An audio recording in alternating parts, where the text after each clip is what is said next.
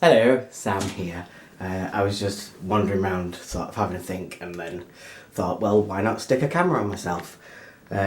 So yeah, one of the things I was thinking about was the fact that one of the things that I've always thought is one of the biggest problems that's been going on since the referendum is that for the past 3 years, sore Remainers have been acting the way that they correctly assumed, probably, that sore Leavers would have acted given the same result flipped. If Leavers had lost on 2%, then you can bet that Nigel Farage the next morning would have been demanding a second referendum, saying that's not good enough, we need a bigger margin than 2%. But that didn't happen, and Remain lost. And I say that as a Remain voter. One of the biggest problems was that from day dot, if Remainers could have, should have grabbed the bull by the horns, as it were, and said, you want to leave? Alright, let's leave. Let's do a Grace Blakely and do a left-wing thing. Because then all of those people's hell-bent apathy on not voting for Corbyn because he won't bring Brexit has no founding.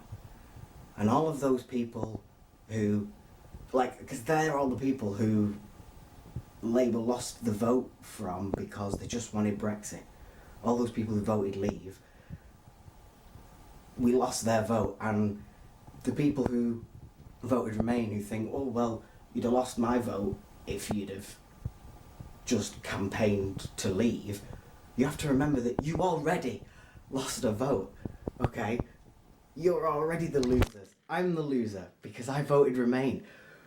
What we should have done is suck it up instead of acting the way we thought the opposition would have acted and gone, meh, meh, meh. Like, there was sense to the position that came in the wake of the referendum that said any referendum that follows should have a 60-40 window of error or margin of error or whatever, but it's, or difference or whatever you want to call it. But the point is, you can't just say, no, we want it reversed. What you should have done, like I say, is focused all your energy into going, alright, if you want a Brexit, then we'll get the Brexit that we want and we'll make it happen. Any inkling that this might not happen and the losers are still going to get their way, people don't want to vote for that because, again, we've spent so long chewing on Brexit unnecessarily for the gain and distraction, and the whole thing is essentially just a red herring for the Tories to do what they like, basically, isn't it? So, ever waving a second referendum in front of people was always going to be a bad idea. And it's just, yeah, that sort of platform of, well, they're not going to deliver Brexit would not exist if there'd been that sort of flat out, no, actually it will exist, it's going to exist in this iteration the way we want it, and we can get you a Brexit and it's going to be under our terms and it'll still be Brexit. And all of these people who ache over, oh, but then it'll be Brexit in name alone. What else did we fucking vote for? Sorry, what else was the referendum for other than the word Brexit?